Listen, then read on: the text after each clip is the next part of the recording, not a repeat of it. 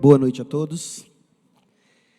Como o Lucas falou, é um prazer, uma honra estar aqui em mais um evento sobre educação, e não qualquer educação, mas a educação cristã clássica, que certamente não é compreendida em apenas algumas palestras, mas já pode sim começar a ser apreendida e perseguida por meio de um evento assim. Alguns aqui já têm perseguido isso e têm experimentado isso e já podem testemunhar do seu valor. E eu queria continuar esse encorajamento que o Lucas aqui iniciou na primeira palestra, agora trazendo então como que a linha paralela àquela que também começou lá em Gênesis, uma educação baseada na interpretação da serpente, ou seja, uma educação deturpada, uma educação para a morte, e obviamente ali Deus estabeleceu a linha da educação para a vida, de acordo com o descendente da mulher, que viria para destruir todas as obras de Satanás. Se você tiver a sua Bíblia, por favor, abra comigo no Salmo 78, para nós entendermos essa linha paralela. Obviamente, nós olhamos para a revelação de Deus, e ao tratar então de educação cristã clássica, o Lucas já mostrou os problemas, ou o problema da tal educação moderna, e eu queria tratar nessa noite sobre um conceito talvez ainda distante de nós, não deveria estar, mas até por causa da nossa formação pela educação moderna, esse conceito não é tão presente assim, que é o conceito de educação pactual. Então, eu começo no Salmo 78, versículos 1 a 8. Diz assim a palavra de Deus: Salmo didático de Asaf. Escutai, povo meu, a minha lei, prestai ouvidos às palavras da minha boca. Abrirei os lábios em parábolas e publicarei enigmas dos tempos antigos. O que ouvimos e aprendemos, o que nos contaram nossos pais, não encobriremos a seus filhos. Contaremos à vindoura geração os louvores do Senhor e o seu poder e as maravilhas que fez. Ele estabeleceu um testemunho em Jacó, instituiu uma lei em Israel e ordenou a nossos pais que os transmitissem a seus filhos, a fim de que a nova geração os conhecesse.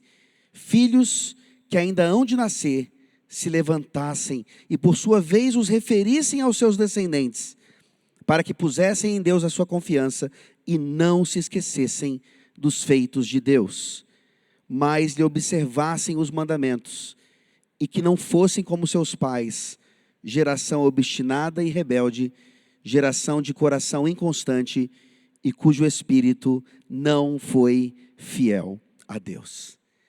É interessante porque o Salmo 78, ele continua, é um salmo longo. Se você puder depois, medite sobre ele, não só até o versículo 8, mas continuando aí no versículo 9, e você vai ver que o salmista aqui, Asaf, a partir do versículo 9, ele traz um recorte da história. Não é a história completa, mas é um recorte suficiente para nos mostrar a providência do Senhor, infelizmente a infidelidade do seu povo e todas as consequências disso, mas o salmo termina numa nota de esperança.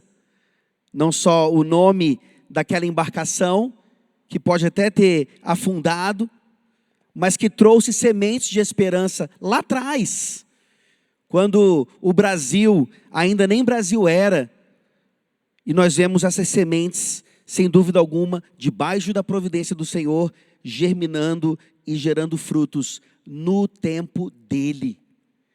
E lembrem-se disso, nós estamos aqui nesse evento, nesse dia, nessa ocasião, não por acaso.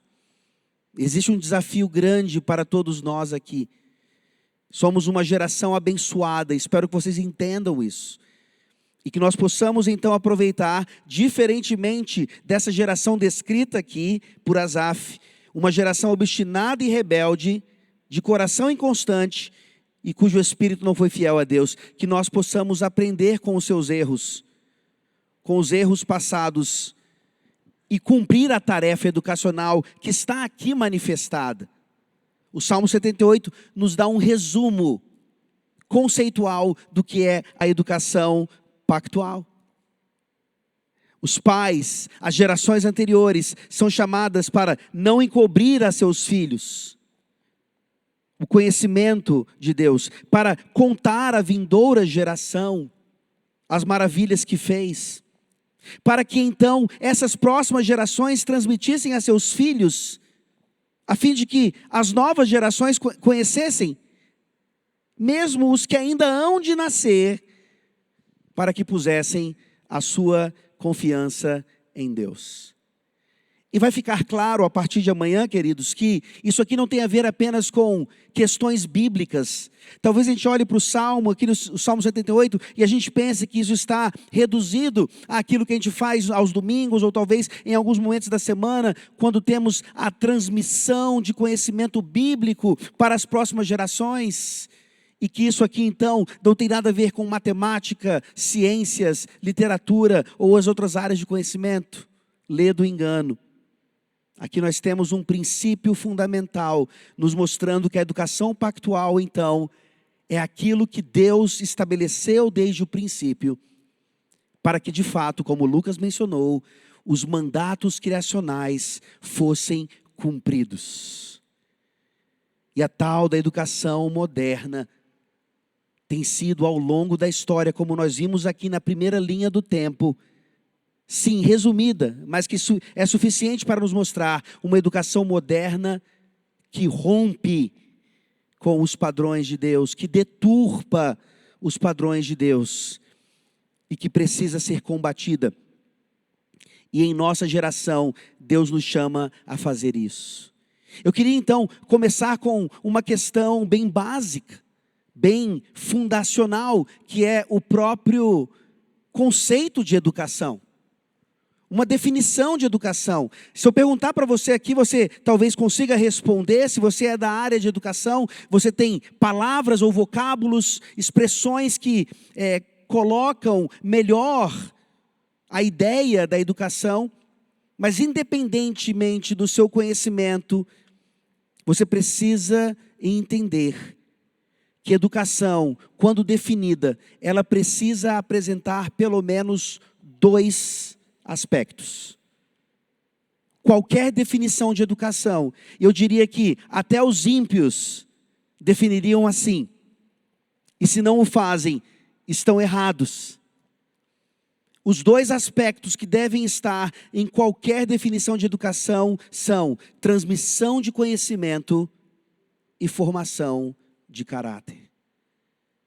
A educação é estabelecida desde o princípio para que exatamente esses dois aspectos fossem atingidos, para que as próximas gerações então continuassem para muitos apenas o empreendimento humano, para que a humanidade continuasse buscando atingir o seu potencial máximo. E nós precisamos sair daqui nessa noite convencidos, pelo menos disso, de que há muito mais do que uma mera potencialidade humana a ser alcançada. E isso diz respeito à definição que eu trarei aqui a partir do que nós veremos agora. Se você quiser esboçar um detalhe maior a respeito da própria palavra educação, você pode tentar entendê-la, então, a partir da sua etimologia ou da sua origem em termos de vocábulo. Da onde vem a palavra educação em si. E isso já nos ensina muita coisa também ao longo dessa história da educação moderna deturpadora. Educação veio de uma expressão no latim que é ex ducere, uma preposição e um verbo. que significam, em português, conduzir para fora. Ex ducere, que depois então se torna educação. E assim nós precisamos entender não apenas do latim, mas da onde o latim tira essa ideia. Conduzir para fora do quê? Guiar para fora do quê? E isso nos remete, e nós veremos um pouco mais disso amanhã pela manhã, então volte.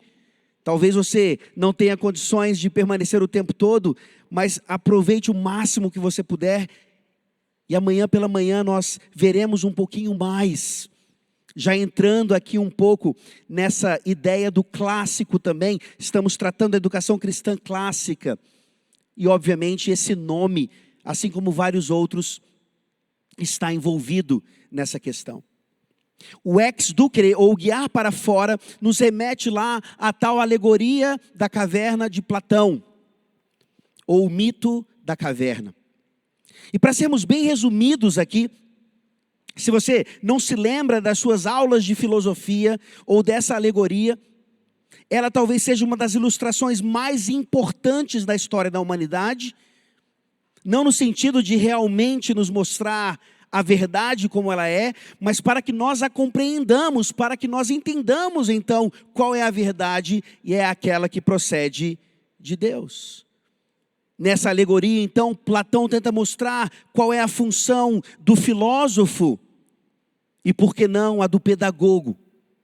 Existem então seres humanos acorrentados numa caverna, e eles estão ali observando uma parede em que se refletem muitas sombras, de uma luz que ali está bem fraca, ou às vezes até mesmo opaca. E a realidade para eles são apenas aquelas sombras. Até que um desses então, o filósofo ou o pedagogo, ele se liberta daquelas correntes e ele consegue então descobrir que existe uma saída da caverna. E ao chegar lá, numa difícil escalada até a saída, ele então se depara com o sol, ele quase fica cego. Ele não conhecia aquela luz.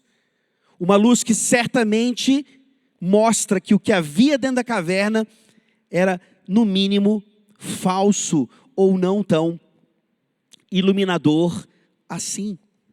Então esse filósofo ou pedagogo, ele tenta retornar, na verdade ele retorna para tentar libertar aqueles outros das cadeias ou da escuridão, mas ele não consegue, ele é rejeitado. E assim Platão na verdade mostra que muitas vezes a função do filósofo de iluminar, ela é rejeitada porque os homens preferem as trevas. É interessante porque quando nós olhamos para essa história, nós percebemos o tempo todo uma tentativa de iluminação. Platão já traz essa ideia naquele momento. Mais tarde, como foi colocado inclusive aqui na linha do tempo da educação moderna, nós vemos as influências terríveis que nós estamos sentindo hoje do tal iluminismo, que veio também para libertar o homem das trevas da religião, para libertar o homem finalmente por ele mesmo, pela sua própria razão. E se nós olharmos para as consequências do iluminismo, ainda no século XVIII, século XIX, século XX e agora no XXI, nós percebemos que essa luz, ela de fato não representa absolutamente nenhuma claridade ou fonte que pode nos guiar. É por isso que nos lembramos do Salmo 36, quando ali claramente o salmista fala em uma poesia, oração, cântico: na tua luz nós vemos a luz. E é nessa luz então que nós caminhamos agora, nesse entendimento do que é então a educação pactual, o que é isso que desde o princípio foi estabelecido por Deus exatamente para que nós, principalmente o povo do pacto, o povo da aliança, não só possamos, como devamos aplicar em nossas vidas para que as próximas gerações experimentem exatamente aquilo que é prometido por Deus. E talvez você aqui tenha total noção do que é a educação cristã. Você talvez saiba dar exemplos disso e talvez ainda não entenda completamente como a ideia de educação cristã, que não é uma ideia errada ou um conceito errado, na verdade é algo limitado. Porque quando você fala sobre educação cristã, você pensa logo em um conceito de escola dominical, ou grupos de discipulado, ou quando muito, até a ideia de seminários teológicos, ou até mesmo escolas que tenham um nome assim. E talvez essas escolas sejam a principal demonstração do que é uma escola cristã meramente nominal. Talvez você tenha estudado em uma, talvez seus filhos hoje estudem em uma, e você consegue perceber algumas críticas claras, que muitas vezes temos vergonha de falar, ou até mesmo de ouvir. Aquela escola, ela parece cristã, mas ela não é de fato. Assim, nós vemos o perpetuar dessa linha mostrada pelo Lucas aqui anteriormente, até mesmo nos ambientes ou nos arraiais da igreja. Eu queria mostrar para vocês nessa noite, que o que precisa de fato ser mudado em nós, para que haja uma transformação espiritual, pelo Espírito, é claro, e pela sua graça, é o entendimento de que não temos ou não precisamos perseguir ou buscar meramente uma educação cristã, mas sim uma educação pactual. Uma educação pactual estabelecida desde o princípio e que precisa então, por causa da queda, ser redimida, e ela está sendo. E nós no século 21 temos a obrigação de fazer parte disso. É um chamado claro. E nós começaremos a ver a partir de amanhã que não meramente a pedagogia redimida, que agora pode ser uma ferramenta também de redenção, ela tem uma metodologia própria. A metodologia que nós temos hoje nomeado como algo clássico, que talvez você não entenda muito bem, que tenha pressupostos talvez bem distintos do que ela realmente significa. E para isso nós trazemos luz, para isso nós trazemos esclarecimento. E como eu falei anteriormente, não são algumas palestras que vão trazer total entendimento para você, mas sinta-se pelo menos provocado a conhecer mais sobre isso, à luz desse conceito de educação pactual. E eu queria trazer então aqui uma definição, uma proposta. Não é uma definição excludente ou que é totalmente terminada, mas ela consegue captar a base daquilo que Deus estabeleceu e requer de nós hoje. O que é essa educação pactual, senão a transmissão de conhecimento e formação de caráter, de pais para filhos, a partir de Deus, para que o homem alcance a perfeita varonilidade, à medida da estatura da plenitude de Cristo. Ou seja, ela começa e termina em Deus. Em outras palavras, se essa definição estiver correta, nós entendemos que na nossa caminhada pedagógica, na nossa caminhada educacional, se esse não é o caráter principal daquilo que nós estamos experimentando, então, como C.S. Lewis falou, é melhor darmos a volta e buscarmos os marcos antigos. Aquilo que realmente procede de Deus, se na luz dele nós vemos a luz, não custa absolutamente nada. E talvez custe bastante, mas é um preço insignificante por aquilo que nós vamos mais uma vez conquistar ou até mesmo reconquistar. Assim eu cito um presbítero da nossa denominação, da Igreja Presbiteriana do Brasil, que já foi muito usado por Deus e continua sendo nessa área. Cito aqui uma de suas obras, o que estão ensinando aos nossos filhos.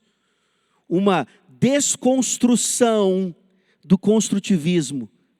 Algo brilhante.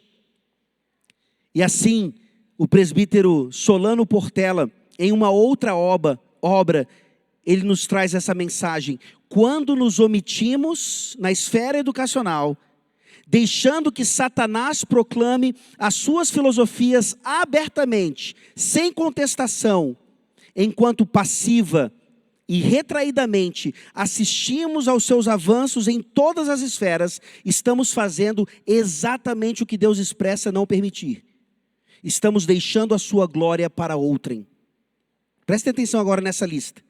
Para Agostinho, Lutero, Calvino, Kuyper e tantos outros reformadores, a tarefa de avançar com a educação de forma generalizada até os níveis mais superiores era um simples ato de obediência ao Senhor.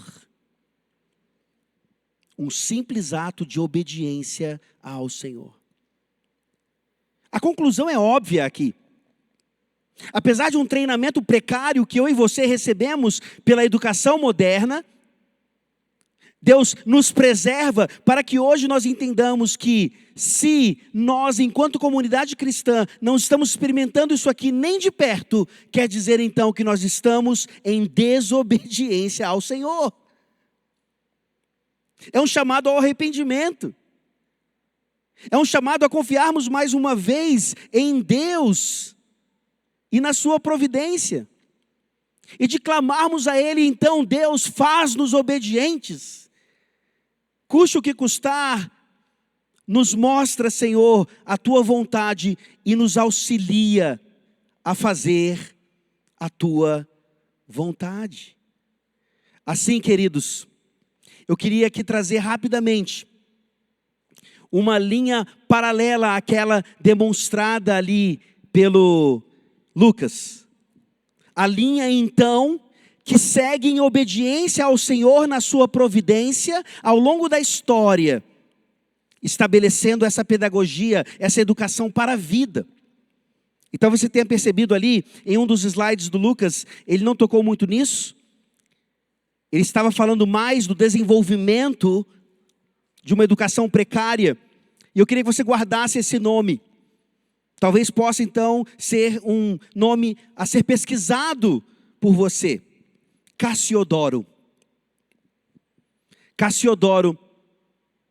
Eu estou pegando essa linha do tempo a partir ali da patrística, dos primeiros séculos após os apóstolos.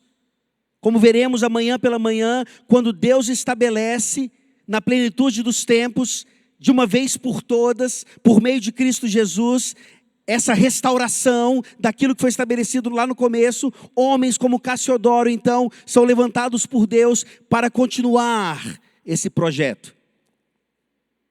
Percebam então que nessa linha eu quero mostrar duas coisas para vocês. A fidelidade do povo de Deus, pela graça do Senhor, ao longo da história. E que essa fidelidade envolve tanto a ideia do pacto, como a ideia da metodologia clássica. Cassiodoro, então, lá no início, nos primeiros séculos após os apóstolos, além de comentários das Escrituras, ele escreve um tratado chamado Institutiones Divinarum et Saeculorum Lectionum. A primeira parte tratava da literatura sagrada e a segunda das artes liberais. Gravem também essa expressão. Isso será ainda mais explicado amanhã pela manhã. As artes liberais.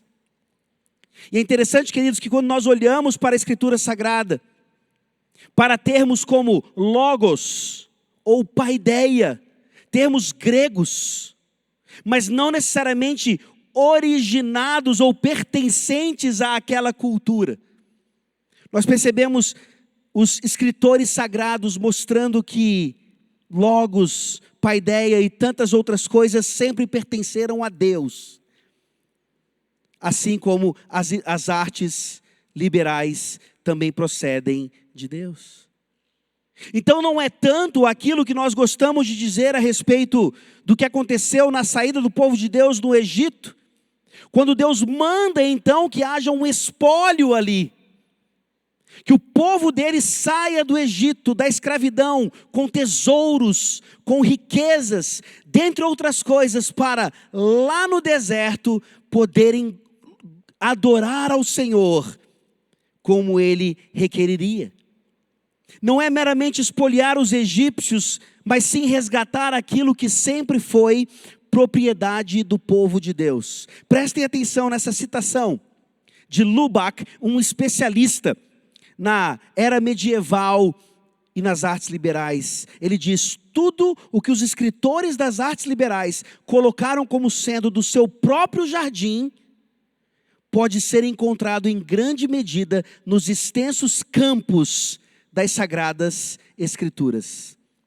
Elas devem ser asseguradas por raízes profundas e não por folhas que caem. E assim, queridos, nós somos convidados a conhecer essa herança. Para onde ela foi? O que foi que aconteceu? Como fomos claramente roubados, extorquidos. E isso acontece bem debaixo do nosso nariz.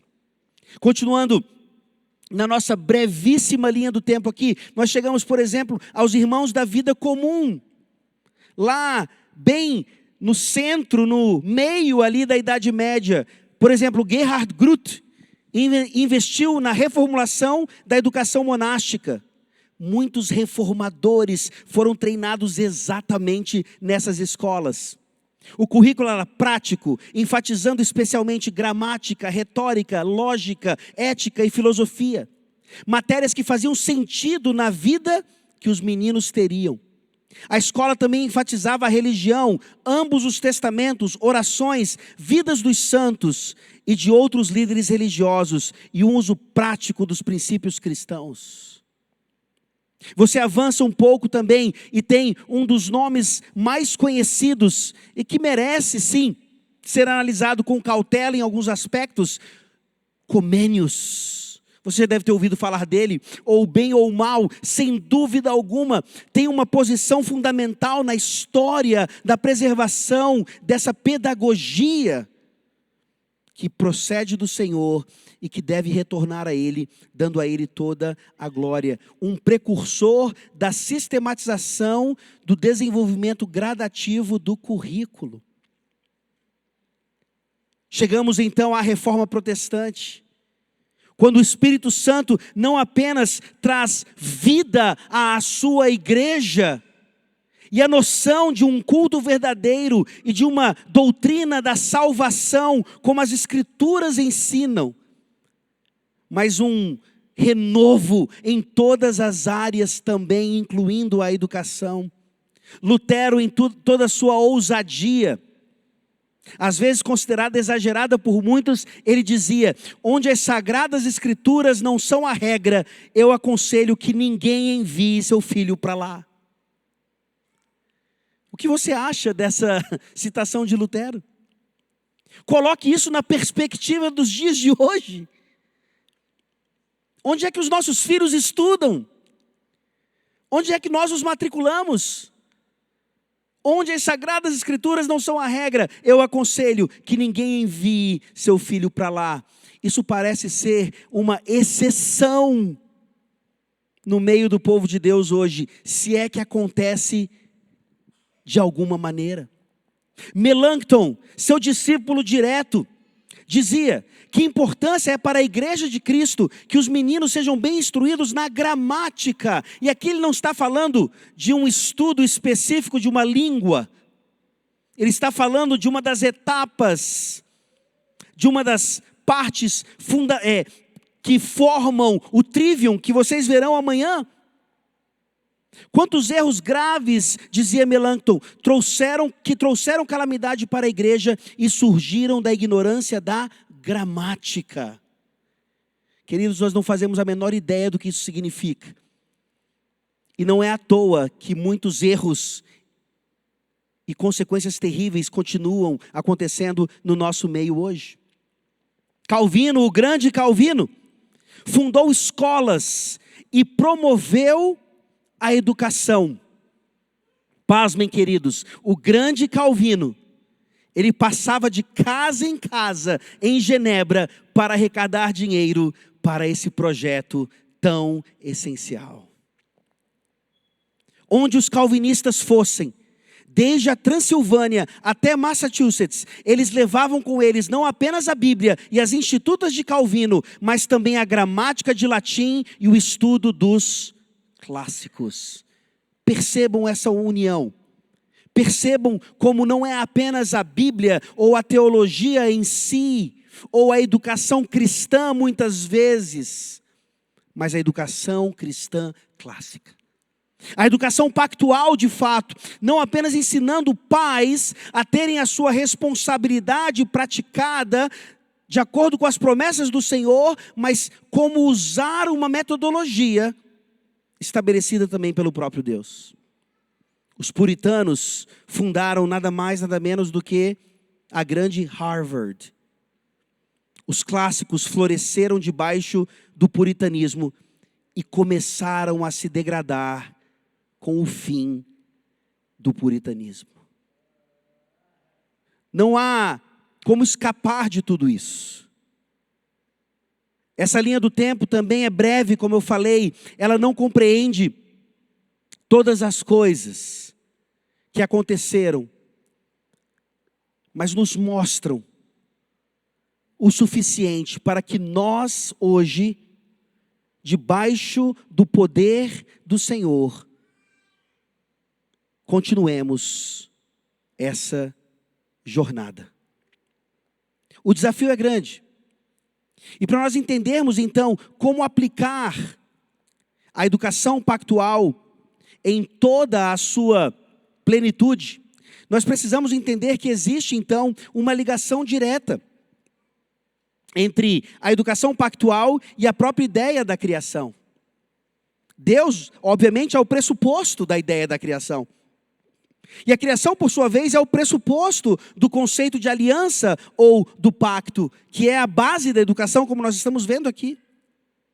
E a fonte, o propósito, então, dessa aliança é o próprio Cristo. Logo, a fonte e o propósito da educação deve ser o mesmo. O Messias prometido. O Filho de Deus, aquele que veio para que Paulo expressasse então em Colossenses, nele tudo subsiste. Nele estão escondidos os tesouros da sabedoria. E assim nós precisamos retornar um pouco agora à criação, onde tudo de fato começou a partir do estabelecimento do tempo e do espaço, quando Deus então introduz a ordem criada.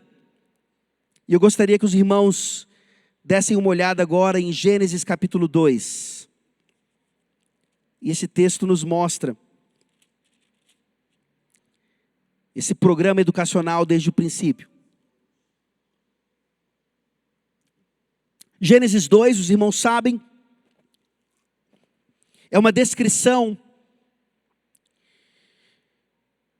em detalhes ali do sexto dia, quando o homem é criado, assim como a mulher. Há aquele primeiro casamento. O homem está em harmonia com o seu Criador. Ele recebe os mandatos criacionais. E antes então de Adão conhecer a sua auxiliadora idônea, nós lemos em Gênesis 2, a partir do 18, disse mais o Senhor Deus, não é bom que o homem esteja só. Far-lhe-ei uma auxiliadora que lhe seja idônea. Havendo, pois, o Senhor Deus formado da terra todos os animais do campo e todas as aves dos céus, trouxe-os ao homem para ver como este lhe chamaria, e o nome que o homem desse a todos os seres viventes, esse seria o nome deles. Deu nome o homem a todos os animais domésticos, às aves dos céus e a todos os animais selváticos. Para o homem, todavia, não se achava uma auxiliadora que lhe fosse idônea. Queridos, vocês conseguem perceber aqui essa aula? Deus dando ao homem não apenas uma aula de zoologia, mas fazendo com que o homem exercitasse plenamente todas as suas capacidades de lógica. Imaginem essa aula, por favor. Toda a fauna existente naquele momento. O texto diz: Deus então traz aquelas criaturas ao homem, para ver que nome o homem daria a cada um deles. E aqui é interessante que talvez algum que defende hoje ainda essa pedagogia ou métodos anti-Deus ou contra Deus, ou que não querem saber de Deus, alguém olharia para esse texto e diria: viu, desde o princípio então nós temos aqui o que hoje nós chamamos de construtivismo. É Deus então dando ao aprendiz total autonomia para que ele decidisse. É o nome que o homem desse. Deus está ensinando aqui, diria um construtivista, que o professor de fato é um mero mediador, um facilitador. Deus não é tão arbitrário assim de dizer para Adão que animal era aquele ou aquele outro. Vocês sabem que não é isso que está acontecendo aqui. Afinal de contas, nós temos aqui uma aula perfeita, porque ela é dada pelo professor perfeito, e o aluno ainda tinha harmonia com o seu professor. A queda não havia acontecido ainda. O que o texto está nos ensinando aqui é exatamente algo que nós precisamos resgatar nos nossos dias e que pode ficar conhecido como um grande chavão de um homem que eu vou citar aqui, tão importante para essa compreensão e também para a área da educação. Adão estava aqui pensando os pensamentos de Deus. Adão jamais chamaria o leão de elefante. Adão jamais chamaria o hipopótamo de dinossauro. Adão recebe do professor perfeito a missão de manifestar uma zoologia de acordo com a interpretação do Criador e nada além disso. Mas havia uma missão secundária ali, ou dupla. Deus queria que Adão exercitasse os seus pensamentos lógicos e entendesse que havia na fauna um macho e uma fêmea, e para ele não havia uma auxiliadora idônea. E Deus dá a ele então essa auxiliadora. Deus completa ali aquele primeiro momento em que o homem também, numa terceira missão, por que não, estava exercendo já autoridade sobre toda a criação, nomeando os animais, cumprindo cabalmente o mandato dado a ele de ter domínio sobre todas as coisas. O texto não revela a autonomia do homem, mas sim uma dependência total, dando os nomes que certamente eram agradáveis a Deus, porque correspondiam à verdade, correspondiam à realidade. E assim, mais uma vez, citando Cornelius Van Til, que traz para nós essa ideia de pensarmos os pensamentos de Deus. Ele fala então, educação nada mais é do que implicação a partir da interpretação de Deus. Como Lucas colocou para nós, se Deus está fora, como pode haver educação verdadeira? Se Deus não é considerado, como pode haver interpretação a partir dele? E assim nós admitimos então a indispensabilidade de uma educação pactual procedente do Senhor.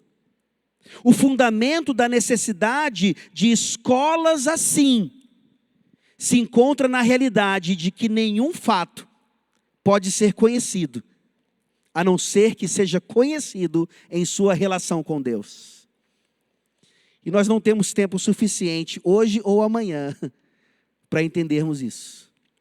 É uma vida inteira para entendermos que nada, absolutamente nada, pode ser conhecido de fato, a não ser que seja conhecido em sua relação com Deus. Assim, uma educação não teísta, a educação apresentada pelo Lucas, consegue até reconhecer fatos, mas eles só podem ser verdadeiramente conhecidos por meio de uma educação teísta. Aqui eu trago uma outra citação de um outro grande homem de Deus, J. Gresham Machen, um pastor presbiteriano, contemporâneo de Van Til, também preocupado com a educação pactual. Ele diz para nós o seguinte: um menino ou uma menina cristãos podem aprender matemática, por exemplo, de um professor que não é cristão. E a verdade é verdade de qualquer forma aprendida. Porém, enquanto a verdade é a verdade de qualquer forma aprendida, as nuances da verdade, o significado da verdade, o propósito da verdade, até na esfera da matemática, parecem inteiramente diferentes para um cristão do que elas parecem a um não cristão. E é por isso que uma verdadeira educação cristã ou pactual só é possível quando os princípios cristãos definem não apenas uma parte, mas todo o currículo de uma escola. O verdadeiro aprendizado e a verdadeira piedade. Olha a ideia, transmissão de conhecimento e formação de caráter. O verdadeiro aprendizado e a verdadeira piedade caminham juntos e o cristianismo abrange todas as áreas da vida. Estes são os princípios que devem reger uma escola cristã. Mais uma vez eu pergunto, dentro desse desafio, quão próximos nós estamos disso? A resposta, na verdade, é: nós estamos muito distantes. O que aconteceu? Onde houve a ruptura? Cadê a nossa herança? Por que precisamos fazer um evento como esse para nos trazer de volta aquilo que foi estabelecido desde o princípio? Nós entendemos então, a partir da criação, esse pressuposto pactual. E nós vemos naquela criação que mesmo depois da queda, mesmo depois do engano da serpente, atingindo tanto o homem, como principalmente a mulher nesse aspecto, nós vemos Deus restaurando aquilo que foi estabelecido no começo. Na promessa de Gênesis 3,15, Deus traz uma inimizade proposital entre essa linha de educação conforme Deus e a linha anti-Deus. E Ele nos dá do seu Espírito para voltarmos então a esse caminho. E o Lucas mencionou aqui, dentre outros, René Descartes, que para muitos continua sendo também um homem fundamental, cujo pensamento ainda rege muitas escolas e muitas cosmovisões. E eu ouso dizer para vocês nessa noite, sem medo de errar, que Descartes estava errado ao afirmar: penso, logo existo. Cogito ergo sum.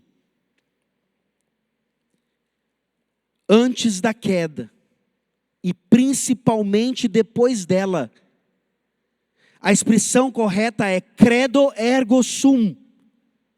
Eu creio, logo existo. E é por isso que Agostinho, logo no início ali da chamada era cristã, poucos séculos depois dos apóstolos e da plenitude dos tempos, ele afirmou: credo ut intelligas. Eu creio para entender. E mais tarde, Anselmo, ali na época medieval, traz uma expressão muito parecida com essa, mostrando para nós que de geração em geração, nós precisamos manter a fidelidade ao Senhor e entender exatamente isso. A nossa fé, ela é racional. Não existe dicotomia entre fé e razão, como os inimigos querem nos ensinar, querem nos convencer dessa mentira. As proposições claríssimas das Sagradas Escrituras, que sim, só podem ser totalmente conhecidas e não meramente reconhecidas pela obra do Espírito Santo em nós, elas estão aqui para fazer então com que a nossa fé, ela transborde e ela atinja inclusive a educação, a pedagogia. Mais uma vez, Van Til, ele fala: quando isso é claramente percebido, educação cristã significa para nós mais do que o bote salva-vidas soteriológico, um instituto de conversão. Educação cristã então se torna um sine qua non da própria vida humana. O que é sine qua non para nós? É aquilo que talvez seja mais básico, e talvez até alguma coisa que satisfaça ainda o nosso apetite, e nós fazemos o que for necessário para atingir esse sine qua non. Senão nós morremos. Senão nós não experimentamos a plenitude daquilo que Deus nos oferece. Queridos, entendam nessa noite, por favor, como esse conceito que nós estamos trazendo para vocês, se Van Til estiver certo, e eu creio que ele está, é um sine qua non, não é uma mera opção, não está no buffet das opções pedagógicas que o mundo oferece, e talvez essa seja a melhor opção. É o caminho a ser trilhado, é o caminho a ser resgatado, custe o que custar. Assim nós vemos então que no pacto, nessa aliança maravilhosa, nós somos adotados por Deus. E recebemos então as promessas do pacto, mas também os seus requerimentos e os seus deveres. Assim, somente pela educação pactual, o caráter do Pai, o caráter de Deus Pai é formado nos filhos adotivos.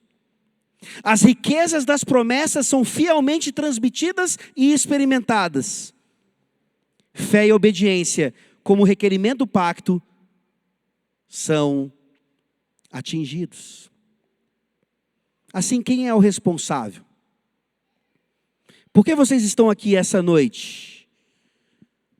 Para entender, sim, que a responsabilidade bíblica, então, da educação, de guiar para fora, de mostrar a verdadeira luz, essa responsabilidade é dos pais da aliança, os pais pactuais.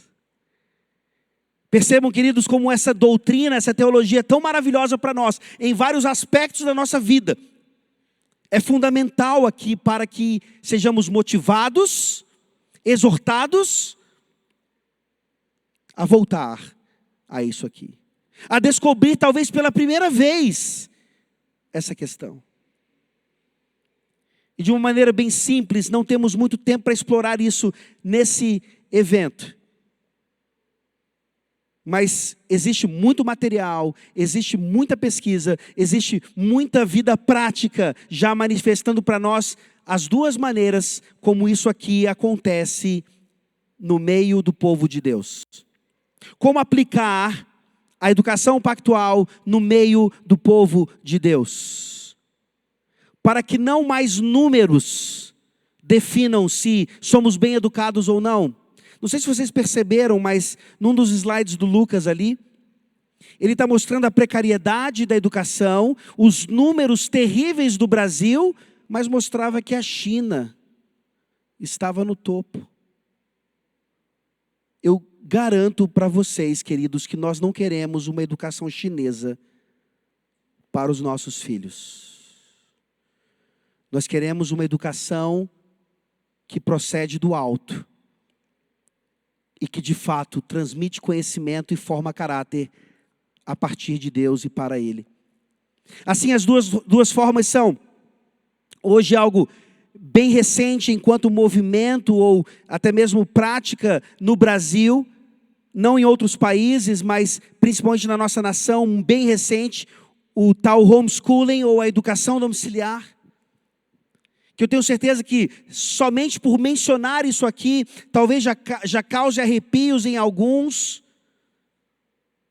ou total ignorância a respeito do assunto. E também a escola in loco parentis, outra expressão em latim, nos mostrando a importância dessa língua em todo esse resgate também. Nós não temos muito tempo para lidar com isso. Talvez fique para outros momentos, mas como eu falei para vocês, nós já temos muito material, graças a Deus, em português e em inglês também, ainda a ser traduzido. Para que você não pare por aqui, no mínimo essa curiosidade, esse estímulo. O que é uma escola in loco parentis? É uma escola, na verdade, que serve como ferramenta para que os pais, então, não terceirizando a sua responsabilidade, mas assumindo-a, eles fazem uso de irmãos pactuais, irmãos em Cristo, para que seus filhos então experimentem, gozem dessas promessas maravilhosas do Senhor na área da educação. É uma escola então que, na verdade, é uma extensão do lar. Nós não assumimos as responsabilidades dos pais. Nós os auxiliamos a cumprirem a sua missão. E eu gostaria de terminar, queridos, mostrando como ficará bem claro amanhã, a partir das artes liberais, a partir do propósito final da educação cristã clássica, a importância da sabedoria. Não à toa Paulo lá no início de 1 Coríntios, ele faz um contraste claro entre a sabedoria deste mundo e a sabedoria do alto. E somente quando entendermos e aplicarmos esses princípios demonstrados aqui hoje à noite, nós seremos capazes de apresentar nossos filhos à verdadeira sabedoria. Que não é a mera aquisição de conhecimento ou a aplicação correta desse conhecimento para a glória de Deus. Nós precisamos nos lembrar nessa noite que a sabedoria não é algo, é alguém. E eu gostaria de terminar então falando a respeito dessa sabedoria, lá em Provérbios, capítulo 8, que diz assim para nós: persigamos não apenas a excelência, mas principalmente a sabedoria. Provérbios 8, a partir do versículo 32. Agora, pois, filhos, ouvi-me, porque felizes serão os que guardarem os meus caminhos. Ouvi o ensino, sede sábios e não o rejeiteis. Feliz o homem que me dá ouvidos, velando dia a dia as minhas portas, esperando as ombreiras da minha entrada. Porque o que me acha, acha a vida, e alcança favor do Senhor. Mas o que peca contra mim violenta a própria alma. Todos os que me aborrecem amam a morte. A sabedoria não é algo, é alguém. E é a pessoa bendita do nosso Senhor Jesus Cristo. Vamos orar. Senhor Deus Todo-Poderoso, mais uma vez te louvamos por um evento assim. Obrigado porque são verdades que nós precisamos ouvir constantemente, para sermos desafiados continuamente a voltarmos para o caminho de onde saímos. Nos dá, Senhor, coragem virtudes para cumprirmos a missão e simplesmente sermos obedientes ao chamado. Abençoa a cada família aqui presente, a cada projeto educacional, para que essas verdades sejam cada vez mais vistas e experimentadas no meio do povo de Deus, e tudo para a glória do Senhor. É em nome de Cristo Jesus que oramos. Amém.